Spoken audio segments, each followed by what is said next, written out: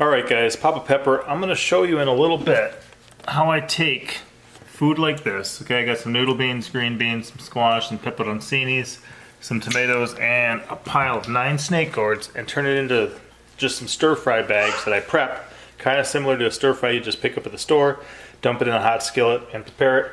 We were flying quick today, so rather than chopping up and making a fresh one, we just pulled a bag out of the fridge, or freezer, and just dumped it in today with a little bit of butter. So I'll just show you the basic process that I use and show you how we make it easy on ourselves in the future by preparing now. Alright guys, Papa Pepper here. Same day, but I had to switch the attire. The former shirt was from Gold Matters. This one is from Mr. Vicelier. He gave it to us when he came down to visit from Canada. Anyway, I had some requests for just a simple video on how I do my prepare my stir fries for winter, and really we actually ate one today that I'd already prepared. So you know when you go to the store and you can just pick up a nice bag of stir fry ready to go and it's all mixed up, all you really gotta do is heat up a skillet and throw it in there. That's about the same thing that I'm doing here. The snake gourds, which we are just trying out for our first time ever this year, are incredible. They taste great. They are a great base for a stir fry. And if I'm just adding a couple simple ingredients, one of these is a meal for my family. Now I harvested some yesterday and some today, so I got a pile of 9 behind me, which I think is a pretty good number. But then I'm also watching a couple other gardens. So I've got some of these squash, these guys, and then some pepperoncinis, and then from All for the Good and Bluer Than Greens garden. Another neighbor has got a bunch of these going on right now, and some green beans, and then I've got just a mix of the cherry tomatoes. So the cool thing about preparing them ahead of time is that the summer is when the compost is really going on. I mean, if you're going to cook down some compost, it's when it's really going on. So all my ends, all my subpar stuff, I can feed to my animals, but then I can also have it wind up in the compost, and it can break down all summer, be used, you know, to amend the beds, the raised beds for the spring. And then we've got better soil in spring when we start planting. And then the cool thing too is that when it comes time to have a meal, this is quite a bit of prep, but you know, in a half hour I can prepare probably 12 or more stir fry mixes for winter, when all we gotta do is just throw some butter or oil in a pan, heat it up, drop in the whole bag, keep it covered, let it simmer, and add some seasoning, and we've got a fully made meal. We can add meat to it too, but so this is just a simple one. I'm gonna give you a couple tips kind of on what I do too, and all I'm doing is really just taking up some freezer space, making things easy for us later, and making sure that, because I mean this is a beautiful pile. If we check it out, that is one beautiful pile of fresh garden produce. Oh yeah, I got the Chinese noodle beans out of our garden too. They're just starting to come in this year. But if I just let this pile sit here though, eventually it's going to rot, be covered in flies, and be turned to garbage. So what we don't eat fresh, we got to put up. I'll show you a couple simple things right now. Alright, so I've already got all these washed up and ready to go. If you hear a little background noise, I'm also canning some pickles right now. But quick and easy is the way I like to do things. If I got these, I'll do them like that and then chop them up into my stir-fry slices, because then it goes twice as quick and you don't have to worry about wasting twice as much time. Now another thing,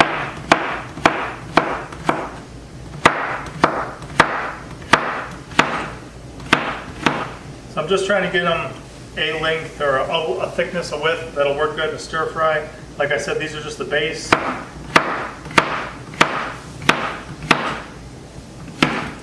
I'll finish that up in a little bit, but the other thing is we keep things varied. So sometimes I'll leave some like the discs. Sometimes I'll chop them so they're just a quarter of this, and we got a little handful like that. But rather than chopping them into slices first and then quartering them, this is one simple way of doing things that if you're not familiar with, please do it this way and save yourself a lot of time. I can run my blade down the middle there, right? Rotate it, do the same thing again, and then when I hold it together, and do my slices, you know, it's all ready to go. So for this rings, you know, just the discus, the whatever you want to call them, cut it in half, flip them, and chop them like that. You cut your time in half. This way you cut your time in 4 times as less. So I'm going to prep up the rest of this base, and I'll get back to you in a minute. Alright guys, so I took those 9 snake gourds, I diced them up, I chopped them out. Some were kind of quartered into slices, other ones were left whole like medallions. And I got 13 gallon freezer bags started, so that's my base. So what I'm doing is actually making 13 meals at this point. You can see the waste, I can almost fit in one hand. I mean, just tiny stems, tiny ends, and a tiny couple little parts that were bad. That's it. There they are. That's it. And then I got my noodle beans and my green beans picked. So what I'm going to do is I'll just pick a couple of them and just add a little something to them. So because these are all pretty much the same, what I'm doing is I'm mixing up kind of who goes where and what becomes what. So we've got some variety in the stir fries. You know, sometimes we've got the Swiss chard doing well. Sometimes we've got Malabar spinach, depending on what I got. So I'll work my way through these other squash and the pepperoncinis, and then I save the tomatoes for last because they're so juicy. Right now my cutting board is still very clean. When I get to the tomatoes, it'll get juicy. So I'm going to run through all these, and I'll be back with you guys in a minute. Done that, we got all of our squash in, all of our beans in, and our snake gourds. They're a variety. Everyone's got at least more than snake gourds at this point. Some are still white, some are yellow, some have both, some are sliced different, some have beans.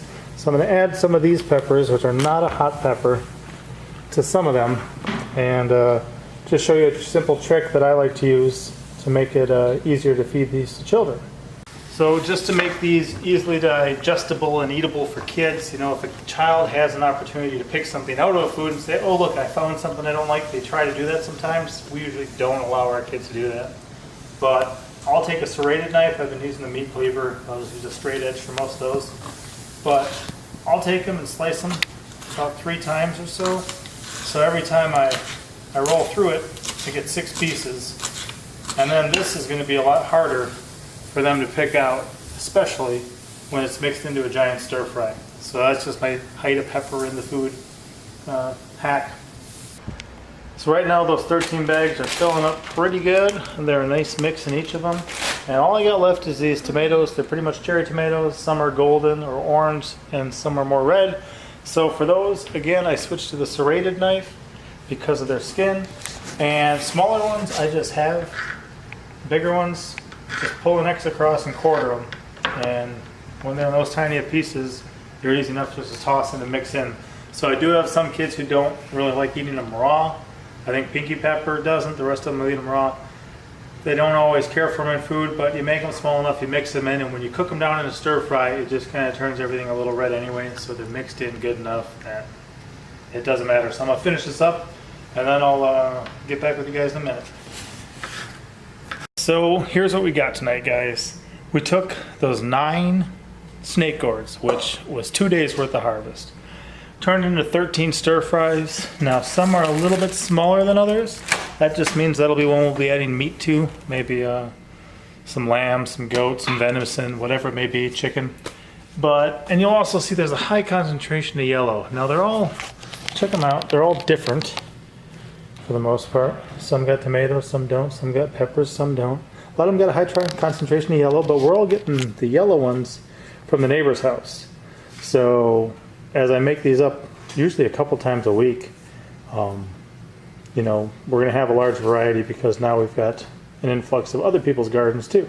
While I was making these 13 meals, I also made 18 more jars of pickles, which when you add that to the 36 I did 2 nights ago, you know, we're pretty good on pickles. And then this is the, you know, this is the waste, but I have a hard time calling it a waste. I mean, it all fit in a cereal bowl. That, I mean, to get 13 stir fries and have that be the waste, like a cereal bowl worth of stuff, and that's all going to either be turned into eggs by feeding it to our chickens, or we can put it in the compost and it'll get turned into that, because it'll turn to compost. We'll plant our seeds in next year and we'll grow again, and the process will repeat itself. So to me, that's awesome. And then check this too, right? Okay, think about this, because I have 1 cutting board, a serrated knife, a straight edge knife, meat cleaver, and a spoon. So my dishes are going to be four dishes, from making this. Okay? I don't like doing dishes. If I made these individually, you take 13 times, 3, you'd have 39 utensils. You'd have 13 cutting boards. You'd have 13 times you'd have to wipe this counter off. But because I do it all at once, so when you look at a family like mine, it's a family of 7 so far. Mama Pepper, me, and the 5 little Peppers.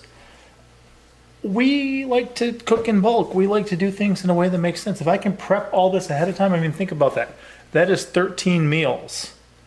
Drop the butter in, heat the skillet, throw this in there frozen, cover it, add some seasoning, add some meat if you want. And that's the meal. That's it.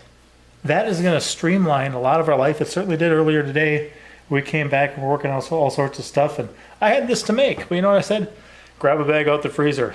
Let's just throw that in. Let's go. And it was a very quick, easy meal.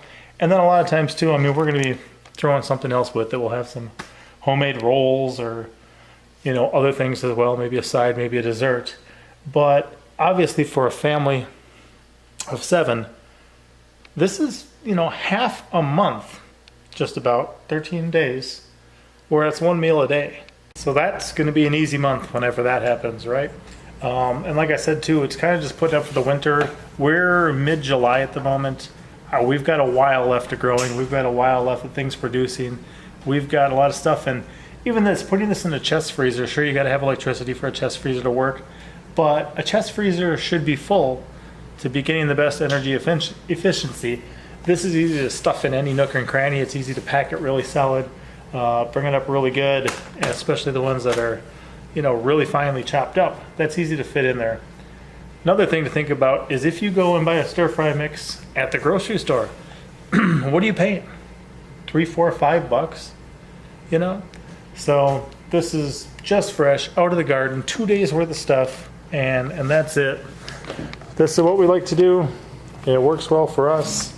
Open the freezer, grab one, chuck it in. It's pre-made, ready to go, just seasoned. So do this a couple times a week right now, and what that's going to do is make it really easy later in the year, and it's good food. I know how it was grown. I know the chemicals it did not come in contact with. I know the pesticides it never saw, the chemical fertilizers it never saw. I know the way it sat there and grew and the stuff we did to enrich it with nutrients, having real soil. So it's exciting. It's what we like to do once again, and then this stuff doesn't even need to be freezed, right? And of course, as always, you got the opportunity for barter and trade and stuff like that too, as you have things available. Got some other thoughts to share in the near future after reflecting on some of this, but that's my just simple stir fry, how to do it. Use some of those, cutting hacks too. It makes it a lot easier. Like I said, not doing dishes 13 times, not wiping down the counter 13 times, and then doing some of this twice or 4 times as fast is amazing. And then dealing with your scraps all at once. This will be fed to the chickens tomorrow. Whatever they don't eat, we can scrape up and dump in the compost because we do it with chicken manure anyway. All right. That's that. Pop out. Added bonus. I just counted to 14, so that's 14 meals, okay?